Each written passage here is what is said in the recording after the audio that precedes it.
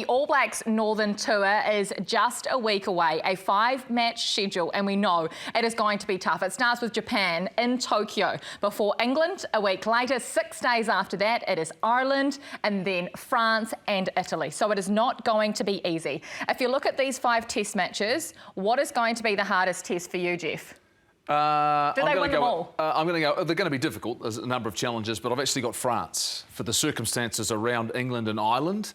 I'm actually feeling a lot more confident about where we're at right now. I like, yes, we've lost a few players, but ultimately I've got a sense we're heading in the right direction, and I've got a feeling we're going to hit England and Ireland, who wouldn't have played any rugby, so I think it's going to be successful. And that's assuming, though, France is at full strength. But I'll tell you what, I'm excited because I've got a balance into mine, and my numbers add up. But I know one of ours on the panel, his numbers don't add up. Well, I'll after what he said earlier in the season. I'll tell you why, because I was enjoying the Cleveland markets, having a nice crepe, thinking about France with my boys, and then I get a heavy-hitter sort of WhatsApp chat saying, how many games are we actually going to win? And I almost spat it out, and that's why I got thrown off a little bit. You did it, no way. No, you finished it. I loved it, actually. Was it an italic, right? So let me just ask you this, gentlemen. So I heard that some of the All Blacks were going to go to England early. So a few years ago they'd sent them from New Zealand there, but I've seen the whole team in Japan. Because as part of my pick's concerned, so these guys, when are they just going with the team and not playing in Japan? Not just the whole team, the whole squad, 36, minus those 3 that are injured, plus an extra 8 others from the All Blacks 15. So this is a huge squad at the moment in Japan. Yeah, but who's going to England and when are they going? We don't know, because we don't get that sort of information right now, because it's one of those things where I'm sure they're looking at their squad and trying to get the balance of it, but they'll have an idea who they want to play in this test match, right, against Japan. But I don't think you can take this for granted.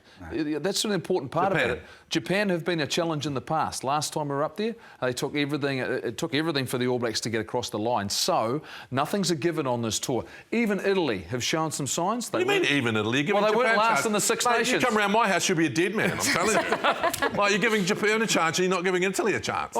No, I just said that you have. They weren't bottom of the Six Nations this year, but showed some good signs. For me, Japan and Italy, you've got to play the guys that don't play week in, week out, and they've got to be good enough. If we play a team against Japan and they don't perform and do well, then it's massive for them. And you don't play your top side against Italy, but they have got to perform and play well, because they're both very good sides. I get that. How many teams on tests on the end of your tour do the All Blacks win for you, JK? I think they lose in Ireland, and there's a couple of things going on. For me, I was looking at a bit like Milson. I want them to win them all, but I just think Ireland from an emotional point of view, right?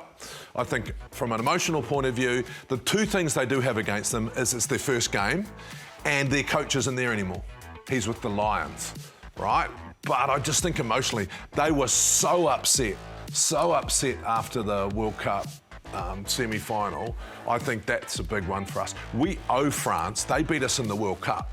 So that's why I've chosen that if we're going to lose one, it's Ireland. 5 for 5, Mills. Yeah. So at the start of the season, you guessed how many? I said I'd be happy if we only won 9. So, and we've won 6 to date, so now we're going to win 11. So we're clearly, for you, heading in the right direction. Yeah, I think if they do this, they'll exceed my expectations. And I think there's a couple of reasons why, OK? This next group, Japan, you don't take them lightly. You know, there'll be a bulk of that group that will play.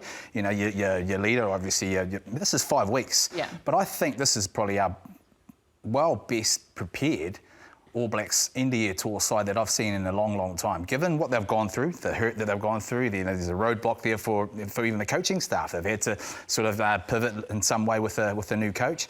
But now they've got to go there and win 3 big ones in a row. And Japan, yes, I think there's be a core group of guys that will play. I think, you know, the likes of Barrett, Sarr there, McKenzie will sort of play. Then you've seen a couple of others, you know, to really start preparing.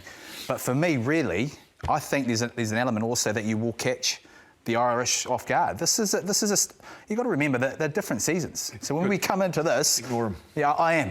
When we come into the end of your tour, we might just catch them off guard. You know, and I think Razor will love the fact he's got a group of guys together in this next 5 or 6 or so weeks that he can build and I think it's more mental, the mental side of it, and really enhance that. So I think we can go there and really win these. And it's a different mindset. Had he won during the year, I can't wait any longer. I've got a question for you. Just one thing. Had he won during the year against South Africa, he would have sort of rotated around. I don't think. That's what I wanted to ask you about. So, if you're going to win every game, you are going to play your top test side all the time. So what does that mean for Japan? Does that mean we're playing Kane, we're playing Barrett, we're playing Xavier?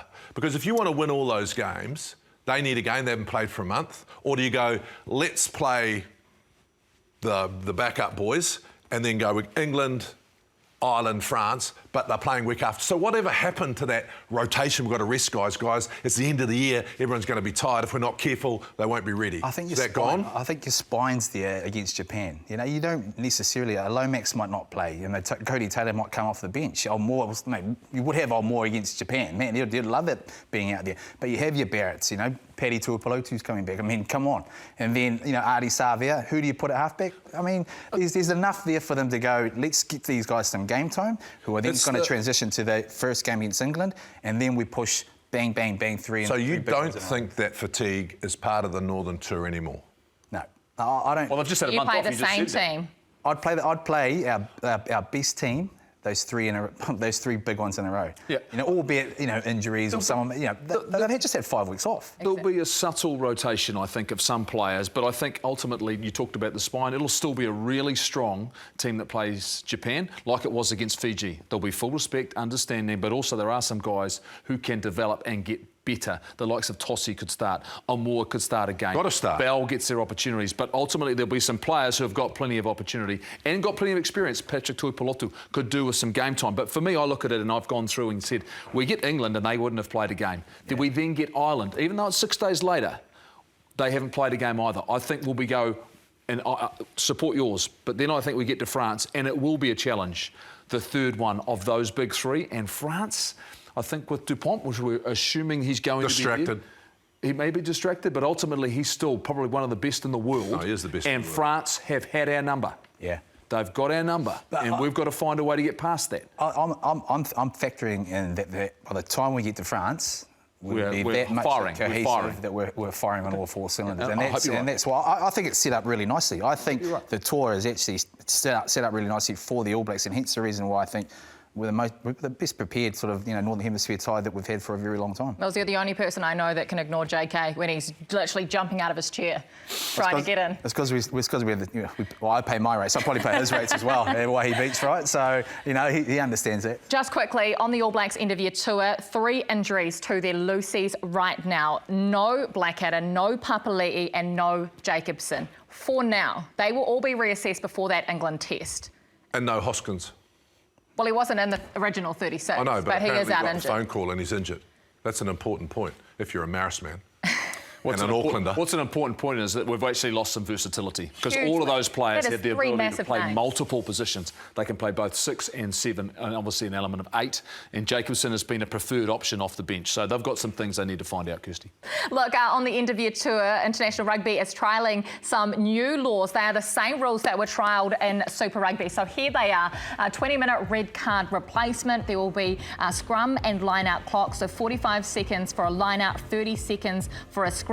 Referees will go on microphone at points, so you will be able to hear them across the TV and they will be able to explain their decision to fans watching. And the instrumented mouth guards will continue as well. This will provide information in terms of knocks that players are getting during the game for HIA and concussion purposes. But we need to talk about one in particular because it has really set tongues wagging this week. The 20-minute red card replacement. A lot of people overseas, JK, have been saying this rule favours the All Blacks. Oh, that is absolutely ridiculous.